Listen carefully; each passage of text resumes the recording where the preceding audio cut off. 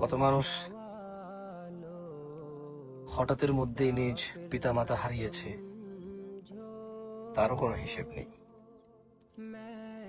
স্বাভাবিকভাবে অসুস্থ অবস্থায় মৃত্যুশয্যায় শায়িত হয়ে কথা বলতে পেরে ক্ষমা চেয়ে অথবা ক্ষমা করে যেতে পেরেছে এমন লোক কমই আছে।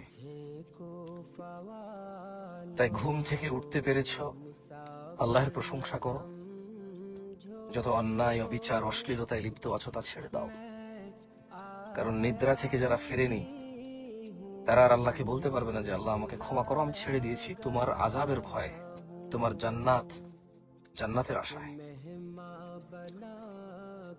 যারা হসপিটালাইজ হয়েছে দুর্ঘটনার শিকার হয়ে অথবা কোনো অসুস্থতার কারণে আর ফিরে আসেনি, তারা আত্মীয় স্বজন, পাড়া প্রতিবেশী, বন্ধু, ভাই বোন, বাবা মা কারো কাছে ক্ষমা চাইতে পারেনি, চলে গেছে ওখান থেকে। বলতে পারেনি যে আমার গুচ্ছিত সম্পদ আব্বা আম্মা তোমাদের জন্য ব্যয় করবো এরপর থেকে। বলতে পারেনি ভাই তোর উপরে জুলুম করেছি, আমার যে সম্পদ আমি পুঁজিভূত করেছি সেটা আমি খরচ করব তোর বিপদে।